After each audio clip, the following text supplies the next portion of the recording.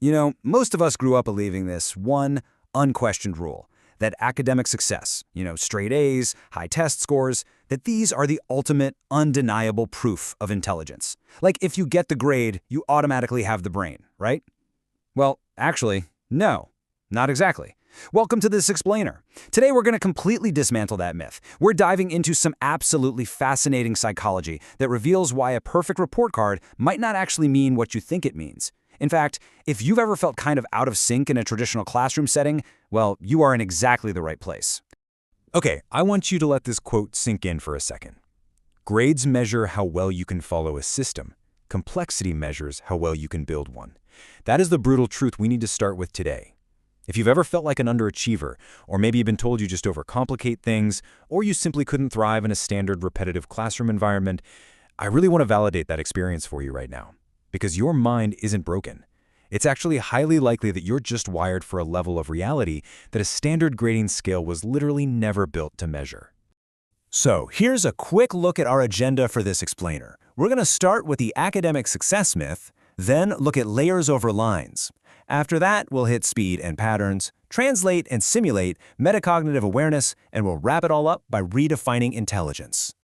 All right, let's jump straight into Section 1, the academic success myth, and how we need to start rethinking intelligence. So there's this massive, stark contrast between what we're taught intelligence is and what it actually looks like in a truly complex mind. Psychology breaks down different levels of cognitive processing, and traditional schools, well, they're brilliant at measuring what we call Level 3 intelligence. That's your ability to follow established logic, memorize structured systems, and basically just repeat arguments back on a test. It's safe, it's predictable. But real cognitive complexity operates on a totally different frequency, Level 6 intelligence. This is all about layered thinking, deep processing, and systems building. See, a complex mind connects dots that other people don't even realize are on the page. It's not about just repeating facts. It's about seeing this massive, interconnected web of how all those facts actually interact with each other. Which leads us to Section 2, layers over lines, focusing on multi-layered cognition. Think about traditional education for a second. It heavily rewards linear thinking, right? Step A leads to step B, which leads to step C. It's just a straight line. But if you have a complex mind, your brain naturally defaults to multi-layered cognition. You aren't processing ideas one after the other in a neat little row. No way. Instead, you're seeing the invisible threads. You're spotting patterns, contradictions, and connections all at the exact same time. When you look at a single event, you don't just see the isolated event. You instantly see the history that led up to it, the cultural impact, the future consequences. It's called systems thinking. And honestly, this is the tragedy of the modern classroom. Teachers very often mistake this brilliant, expansive systems thinking for distraction. They think you aren't paying attention to step B, when in reality, your mind has already mapped out the entire alphabet. Moving right along to Section 3, speed and pattern recognition, and specifically rapid cognitive closure. So the rapid cognitive closure reflex is a huge indicator of a high processing mind. Have you ever sat in a class where you understood the core concept in like the first 5 minutes, but then you were forced to do repetitive homework on it for the next 3 weeks?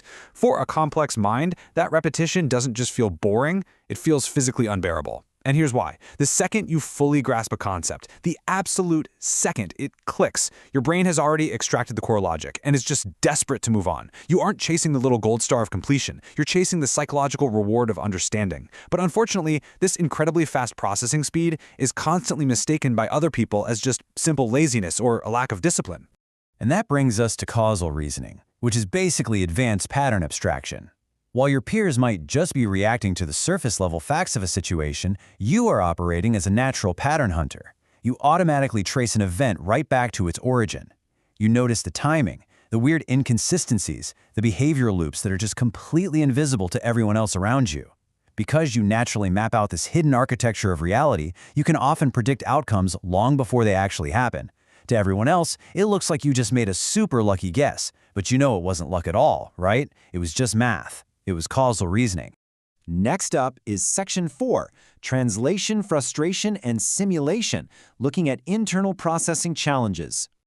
Okay, have you ever felt perfectly articulate inside your own head, but then completely tongue-tied the second you try to explain your brilliant idea to someone else? Well, you're experiencing what's called translation frustration. At high levels of intelligence, psychology tells us that thinking actually becomes compressed and highly abstract. You are essentially holding this rich, dynamic 3D model in your mind. The problem? Human language is 1D. It's simple and it's linear. So you have to take this magnificent 3D web of complex systems and flatten it all out into a single file line of words, and it is exhausting. Listen, this isn't a lack of communication skills on your part. It's literally a symptom of your cognitive depth. It takes so much effort to simplify your thoughts that a lot of times, complex thinkers will just stay quiet or give a basic, normal answer just to avoid the total chore of translation. You see, instead of just passively reacting to life as it happens, a complex mind is constantly running internal models of reality. You're predicting the outcomes, you're identifying the obstacles, and you're mentally fixing the flaws before the event even happens in the real world. It's basically mental chess, and you are playing 10 moves ahead. Psychologists link this directly to advanced predictive processing. So while grade-oriented thinkers are just kind of sitting there waiting for the next set of instructions to follow, you are silently simulating reality to find the absolute most efficient path forward. All right, Section 5, Metacognitive Awareness. This is all about thinking about thinking. So, metacognitive IQ. This is defined as the incredibly rare ability to think about your own thinking. You don't just blindly have thoughts, you actively observe them, almost like a scientist. You question your own biases, you challenge your own underlying logic, and you literally edit your reactions before you even speak. And here is a super fascinating distinction. While average minds are usually obsessed with being right in an argument, a layered mind is entirely focused on being accurate. You want the truth, even if it proves you wrong. And ironically, this deep level of self-reflection is exactly why highly intelligent people often doubt themselves far more than less intelligent people do. You are just hyper-aware of your own blind spots, and you know exactly how much you don't know. Finally, Section 6, Redefining True Intelligence and True Cognitive Complexity. Let's quickly pull this all together and recap the 6 signs we've covered. 1. Multi-layered thinking, seeing the whole system, not just the individual steps. 2.